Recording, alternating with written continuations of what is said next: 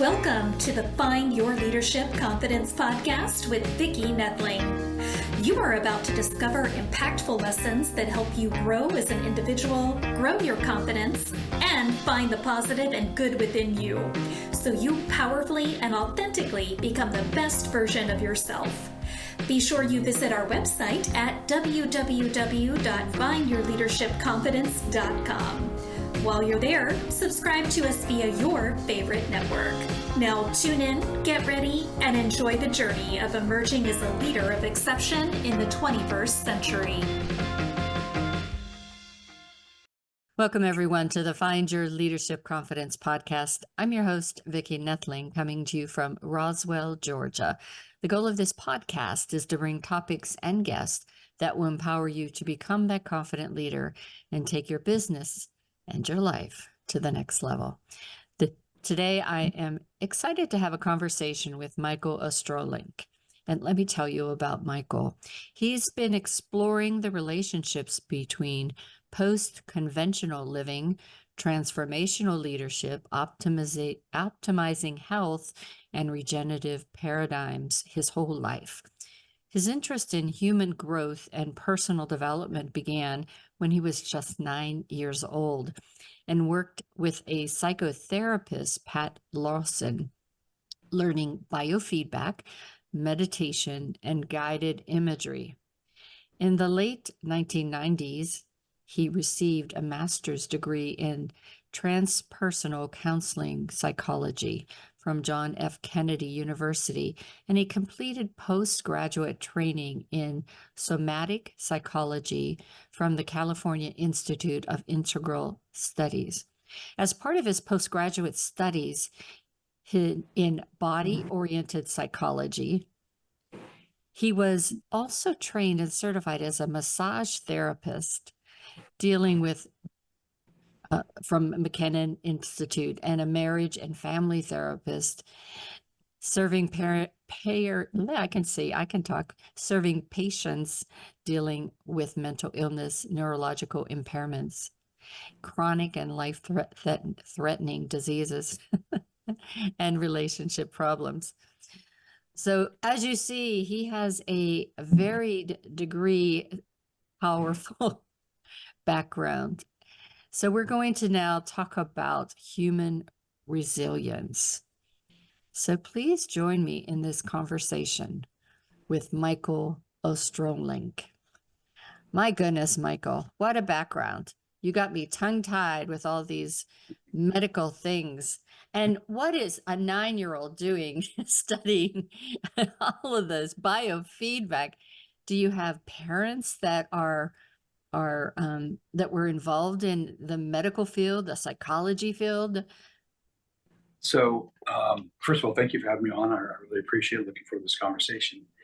So, to answer your question, I was fortunate to have parents open enough to recognize that I needed help from some experiences I had when I was a little kid. I had an autoimmune disease as a little kid.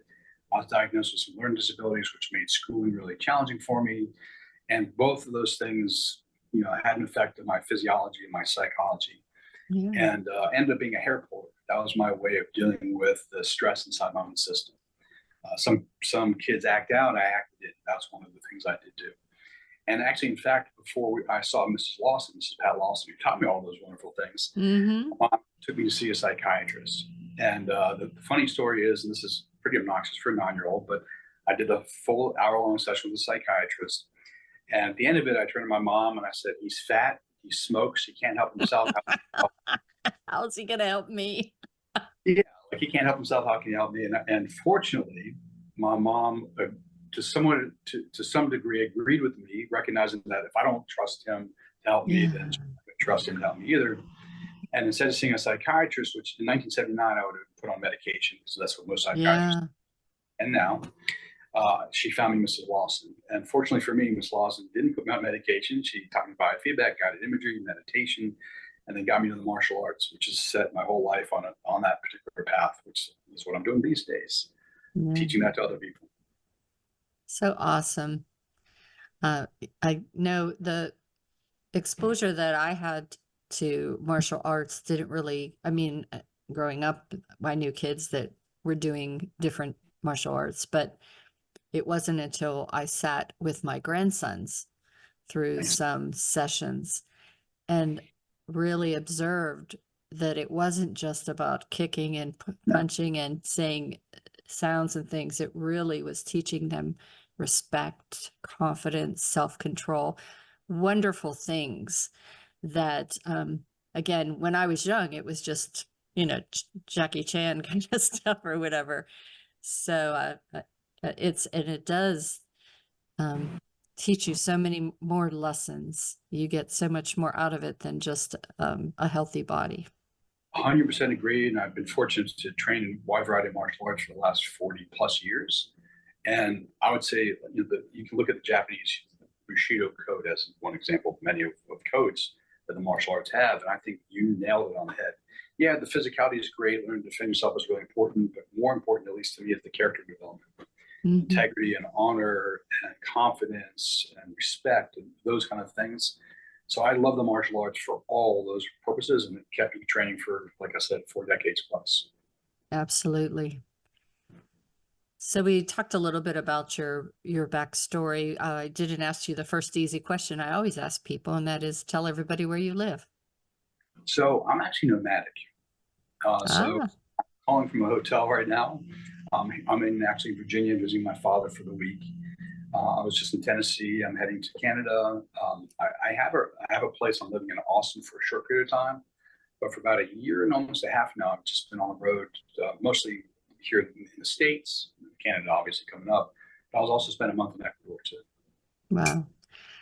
I always say, doing compilation books with the people that are on my podcasts, because I love to give another avenue for them. And I've interviewed now so many people that are nomadic, Nice. and I think I'm going to just do a book with all of those people because it would be so interesting.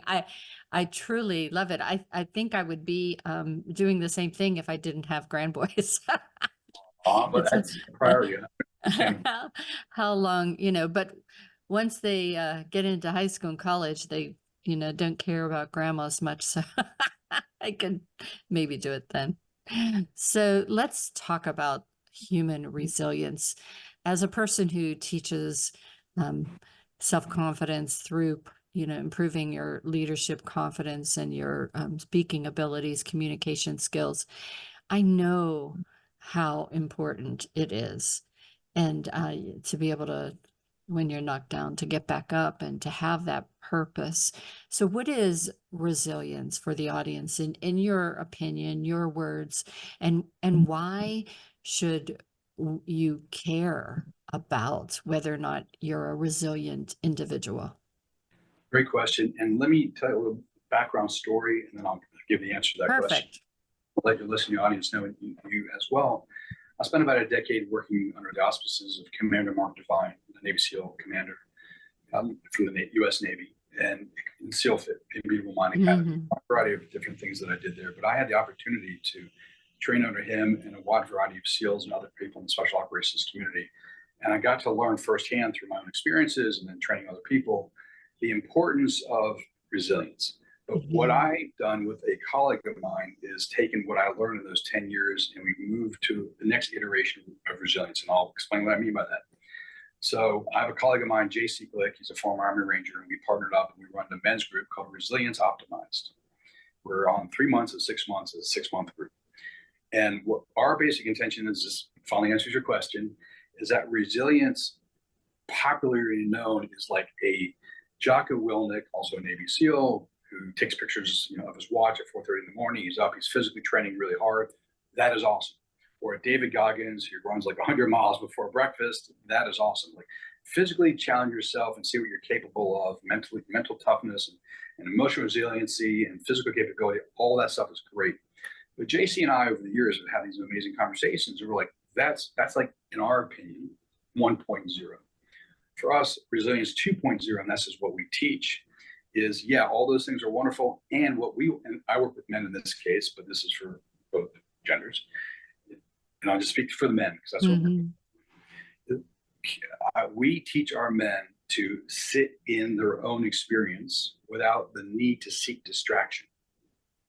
we have a tendency to get uncomfortable with our thoughts and our feelings and our sensations, the interjects in the physical body.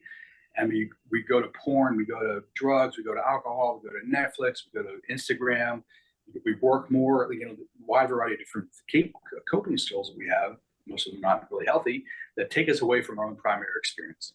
And our basic intention is, that's one of three. Our basic intention is like, okay, I understand that as human nature, but we teach our men to sit with their own experiences, because that's where the knowledge and wisdom will come from, as well as the ability to understand what's going on in your own body, your own system, and then state change as you want to, as opposed to seeking something from the external world to change your state. That's one of three. Is it cool if I do the second and third? Yeah, go. I'm totally enthralled with it. Okay. Makes perfect sense. So the second one is like, we teach our men to sit with their partners in their messiness. Now, I've been given permission by my female friends to call that messiness. Perfect description, most likely. And in working, and I'm a marriage and family therapist, and working with a lot of couples over almost 30 years now, most men get really uncomfortable when their partners are messy, having a wide variety of emotional experiences, and want to fix them so they feel more comfortable. Not about necessarily, and they also care about their partner too, obviously. It's also about their discomfort. So we're teaching our men just to sit with whatever arises in their partner without the need to fix them because they're uncomfortable, and to engage in a conversation with their partner to find out exactly what the partner needs at that moment, because it could change moment to moment, it could change day to day, week to week. And to be open to that engagement, that conversation. So it's like, can I sit with your messiness? Cool. That's the second one. The third one is we recognize we live in a VUCA environment, volatile, uncertain, chaotic, ambiguous, and it's getting worse in many ways. There's a lot of disruptions in technology and culture and politics, et cetera, et cetera. Some wars going on, environmental things going on. And we're working with our men to say, you might be called forth to show leadership, whether it's your family, your community, your state, your nation state, or the whole world and the species level, we don't know, to step up. And we need you to be able to sit in the center of the cyclone without getting all worked up, without collapsing, without contracting. And so you can help lead us, whatever that means in that situation, to the next level of functioning towards thriving, not just surviving. But that's also like capacity building, because most of us have not been called forth to do that. So how do you build the capacity once you are called forth to be able to do that? For us, that's resilience. Well, as you were talking yesterday, I did a talk to a group of people on emotional intelligence, and part of a lot of what you're in resilience, what you're talking about, does take empathy and all the aspects, all the traits of emotional intelligence, and the understanding the female and the male energies, and being able to use them. The women, everything that he's saying out there is not only for men. Everything that he's saying is possible for you. And I think, this is why I do what I do, is I think that if we just have people rise up to that mindset, the world will be a better place. We will have leaders that make a difference, that become legendary. But you have to be having this human resilience 2.0. And I love you bringing emotional intelligence, because that definitely plays a huge role, both awareness of one's own emotional states and how to manage them, express them appropriately to the ends that you seek, and also social intelligence and awareness of other people's emotionality and how they express themselves and how to deal with that in healthy ways. Yeah. And being able to, I recommend journaling your emotions, so you understand, okay, this is my uncontrollable primary emotions, and this is what triggers them. And then, but how do I then come back with that secondary emotion that is evolving and changing and can be learned and enhanced? And and I think that's the evolution that you have to go through in life, because you will be constantly challenged. And because we are people that people watch, then how you react is teaching them how to react if they put you on some pedestal, if you will. So a parent, a manager, teacher, and sometimes it's really tough. It definitely is, and it's amazing to consider the impact we have on other people just by how we, Yes. whether it's positive or in quotes or negative in quotes. Mhm. And if you okay if I speak to the emotion? I would just have a quick. Absolutely. Cool. So one of the things I do with clients, and you mentioned that I'm a somatically trained or body-oriented therapist. That's one of my backgrounds in training. Is I find what's really interesting is not just why one feels the way they feel, but how they feel the way they feel. Yes. Yeah, because the why is like, okay, this began when I was 5 or 7 or 12, and this set up a defense system in my defense mechanism in my system, and this is what I do when I'm triggered. All that's really interesting, but just knowing where it came from, why it first emerged and shows up in the body, doesn't necessarily change the dynamic. What I find working with clients is I teach them how it shows up, so they become more subtly aware of like, okay, anger, how does it show up in the breath? How does it show up in the muscles? How it shows up in the posture? And the organ systems, what the visual, what's the thoughts, the imagery, the sensations, the whole system has a role to play in the feeling of, and eventually perhaps the expression of like emotion like anger. Because once you know how you do it, then you have then I teach them tools to intervene to change the state if they so choose, or at least be aware of the state and allow it to process through the system, depending on the situation they find themselves in. Sometimes it's completely appropriate just to feel the feelings and let it come out, cool. Other times it's like, this is not really the right time for me to be road raging in the situation. I need to learn to manage myself. I'll deal with the causal of the anger later, but at least I can manage myself, calm myself down, and engage this person or people in healthier ways. Absolutely. Situation matters. And that what you just said, if they so choose, when we talk about behavior, and you talked earlier about fixing, I'm going to fix that person. And whenever my oldest daughter was in high school, she was exploring dating and dating all these people, that it was a pattern that she was always trying to fix them. Oh, I could help them in this or that. And it's like, baby, you need to not try to fix them. They have to want to be fixed. And only way they're gonna be fixed is if they fix themselves. And so you need that self-awareness that this isn't working. And, almost like a life and death thing. If I don't fix this myself, it's not going to get better. And a lot of people go through life and blaming everybody else. And they don't really look at the mirror and say, what do I need to do? We have a kind of victim-oriented culture here in the United States. I'm sure it's other places too, but it does here in the United States. And I think it's really important because I believe one of the things you and I will talk about is sovereignty. Is how do we help people recognize that they're actually, to various degrees, have sovereignty over their own experience, their own expression of their own experiences. And yeah, other people can do or say things or not do and say things which bring up feelings inside of you, but you're at cause of what you do with that. Like you might not be at cause of that very moment, how it shows up in your system. That really upsets me. That makes me angry. I feel guilt. I feel shame. Whatever the feelings are on the things going on in your system, but you at the existential level are ultimately free to choose what you do with that feeling. It's very basically from the Stoic philosophy. As far as it goes back. And that really kind of leads me to my next question, is why it's so important to get outside your comfort zone. Yeah. It's sometimes people avoid that all times, but to me, every time I did that, there was growth, there was development. Sure, it was a lot of panic sometimes, but the courage to do it was your first small win. 100% agree, Vicki. I think it's so important for all of us at multiple times for a day, week, month, year, whatever it is, to put ourselves in challenging situations that help us grow and expand. It doesn't have to just be physical. Like, physical challenges are great and they can help you grow and expand. But I'm much more interested in mental and emotional challenges, like that crucial conversation that you need to have with your partner, or your kids, or your aging parents or someone at the workspace, your boss, your employee, depending on what you do for a living. And it's like you're not willing to have the conversation out of fear, out of insecurity, whatever. Like there's a whole bunch of reasons. Okay, great.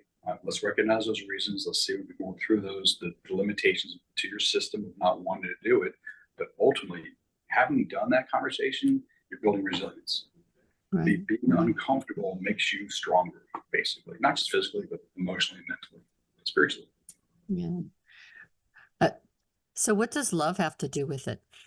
Just like the song says, just what does love have to do with it? A great song. So I'm a marriage and family therapist, so I think systemically, and one of the contexts I always think about is relationships. I'll start there, but I can also go back to the individual and self-love. But when I'm working with couples, I help them understand, as long as they're generally healthy, I don't mean physically, but mentally, emotionally healthy. I don't mean like there's physical abuse or anything like that. I don't work with that clientele. I practice as a coach. I don't do therapy anymore. Just they're generally healthy. And I help them understand that if they're one of the basis of the relationship is love and the recognition that this other person cares for me so much that they want the best for me. And yeah, they might have a bad day. They might distort their views. They might have challenges. They might whatever. They might say the wrong thing unintentionally or not say the right thing well, whatever it is. But if you just basically believe that they have the best intention for you, and you can forgive them quickly for their missteps and misstatements and stuff like that, it creates the conditions for much more intimacy, connection, love, and less defensiveness in relationship. So love is such a nice driver for connection, and not just on the relationship side. And I can go for the individual too, if you'd like me to.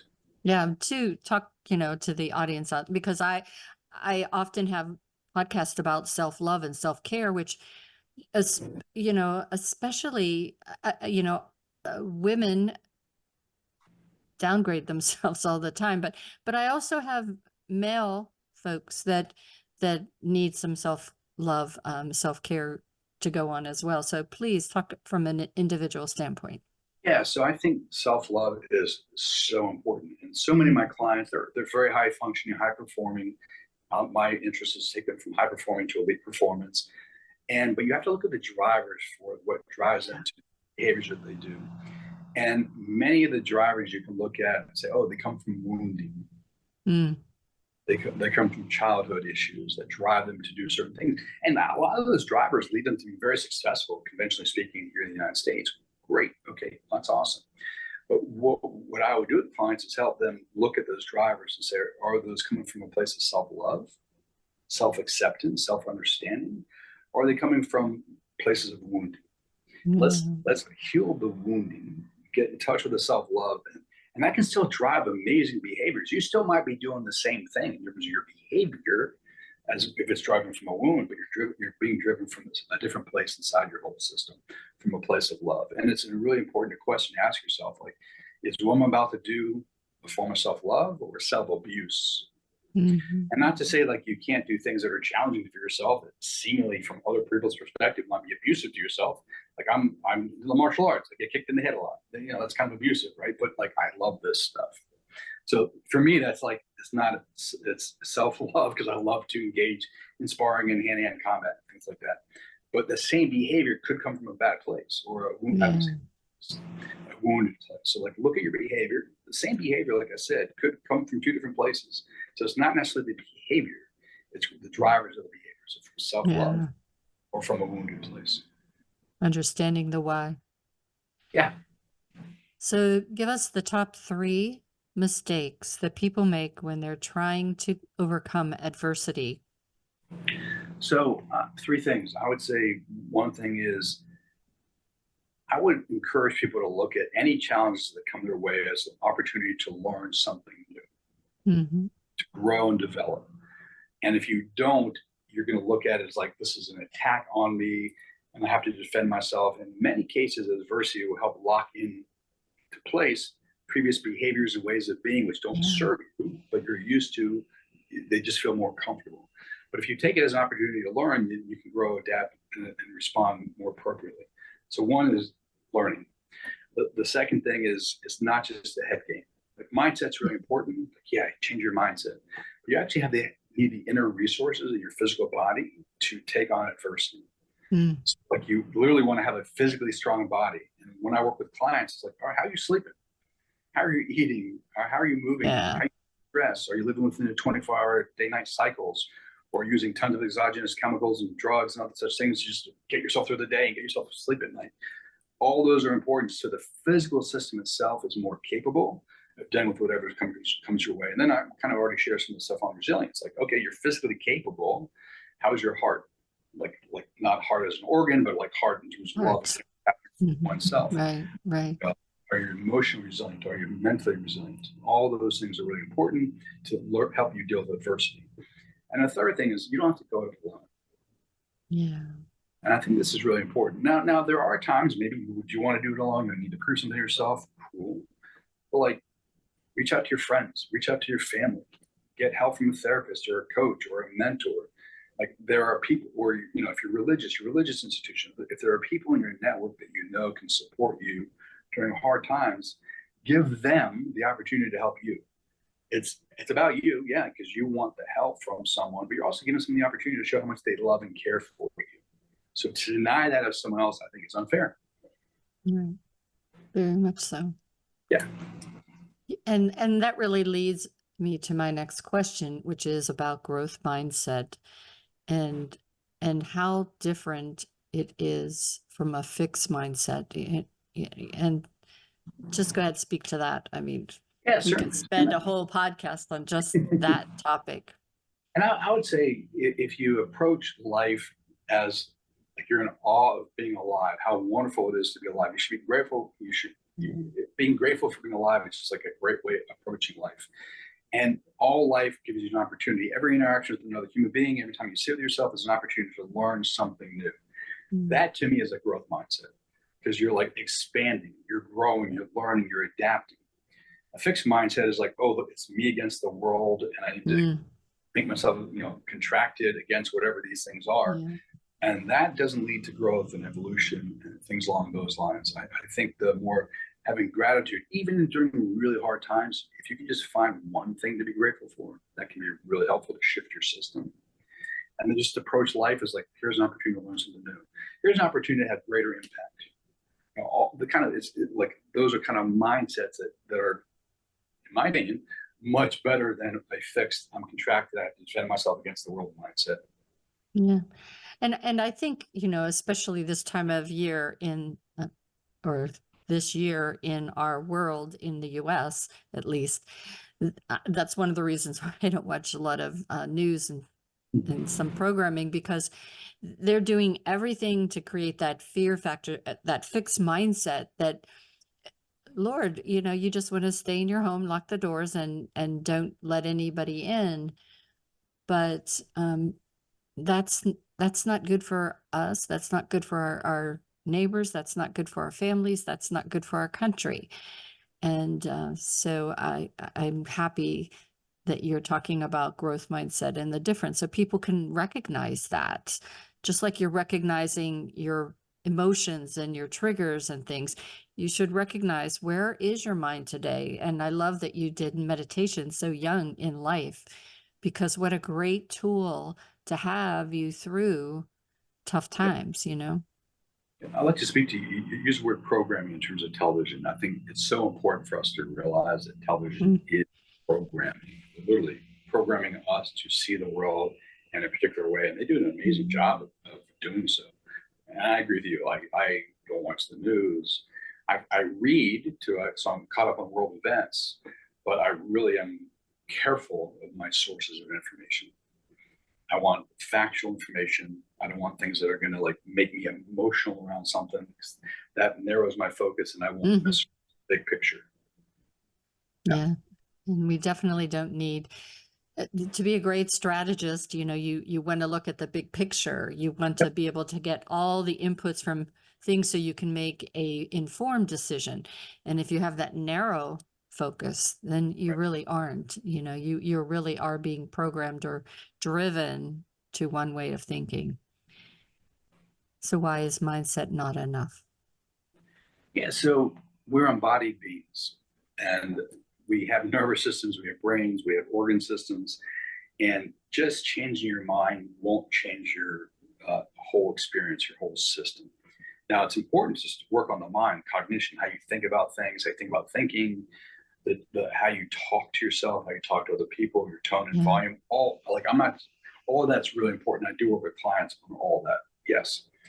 But just because you change how you think, at least you think how you think, you think how you change how you think, doesn't necessarily change the whole inner experience. Because I could imagine, and I've had this experience myself, like I changed my thinking and I think one thing, but my body's saying, no, it's over here. It's something different. So my emotions take me one way, my thinking takes me another. There's lack of alignment. I'm out of alignment.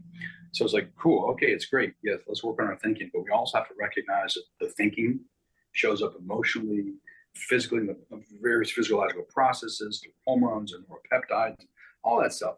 Breath, respiration. Yeah. You need to be aware of all of this. You want to change all this as you would change your thinking. You like change your state. Like I talk about a lot of my clients who want to change your state. It's not just a mental thing. You've got to actually change the physiology of the body.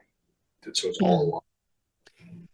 And just like anything, I think to do that, you almost have to put a calendar, a task in your calendar for doing that until it becomes a habit that, and you no longer think of I have to do this. It's just, you automatically just do it.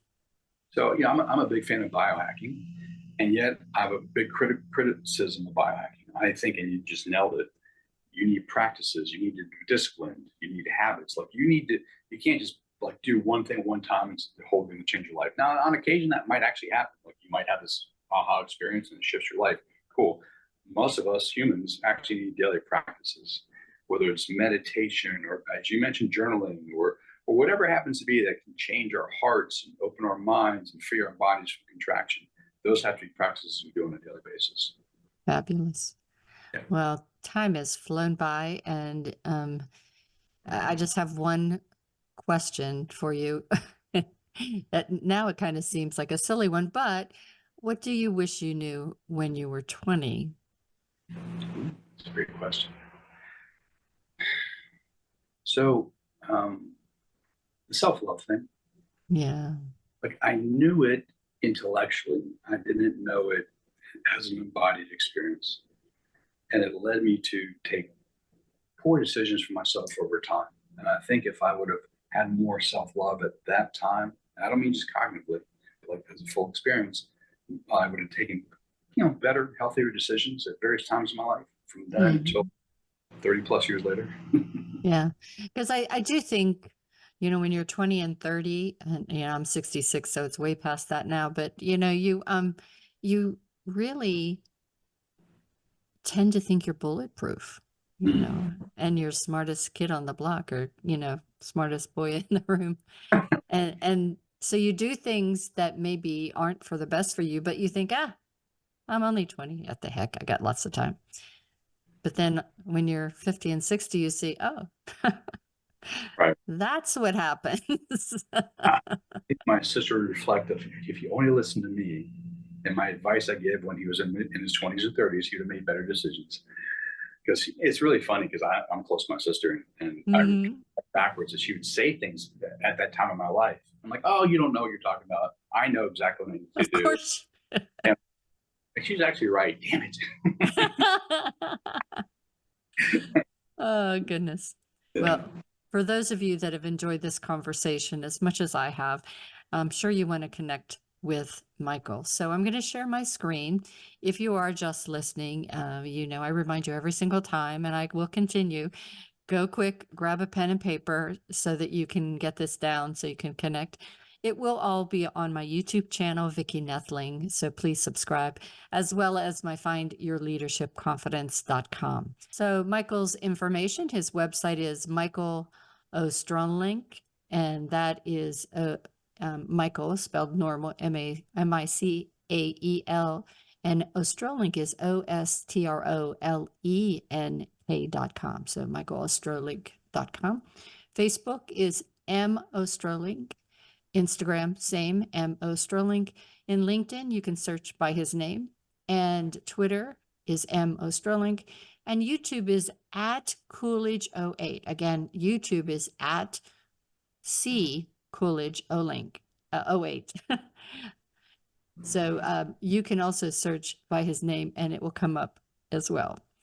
So I'll turn it over to Michael to tell you about some things you'll find on his website, some resources for you, and areas that you might want to visit and check out, as well as some social media places that he spends the most time in. First of all, thank you. And thank you for having me on. So for the website, I just wanted to clarify, it's Michael D. Ostrolenk. Oh, D. That's right. So Middle sorry. name, initial David. And the only reason I say that it's important is because there's a Michael Ostrolenk in England who occasionally get my emails. No way. Yeah, which is really interesting. My name is really unique. Of course, there's Yes. Who would have thought? Yeah. So if you go to my website, it'll talk about my work with individuals, it'll talk about my work with couples. You can find all that information. But my favorite part of my website is actually the resource page, which actually has information about other people, other practitioners, other people I've worked with, who I think really highly of, other coaches and therapists, and educational programs and fitness programs that I've been connected with and tried out that I really like. So you go to the resource page there. And if you want to find me on a daily basis, I would say Instagram. I post there daily. And I do videos that I put out there. I'll do still pictures, and I'll kind of do content, get some ideas around whatever the meme might be or the saying it might be. So I do that on a daily basis. And that's a great way if you want to like DM me and engage in a conversation. Instagram would be my preferred way. Awesome. Fantastic, Michael. I just had such a wonderful conversation with you today. Thank you so much for being a wonderful guest. Thank you. I appreciate you having me on. Awesome. And as always, I remind everyone that life is a journey and it's up to you to enjoy the ride. This is Vicki Noethling signing off. Thank you for tuning into the Find Your Leadership Confidence podcast with Vicki Noethling, where we share impactful lessons that help you grow as an individual, grow your confidence, and find the positive and good within you so you powerfully and authentically become the best version of yourself. Remember to visit our website at www.findyourleadershipconfidence.com and enjoy even more great episodes like this one. Again, while you're here, subscribe to us via your favorite network. We look forward to seeing you next time on the Find Your Leadership Confidence podcast.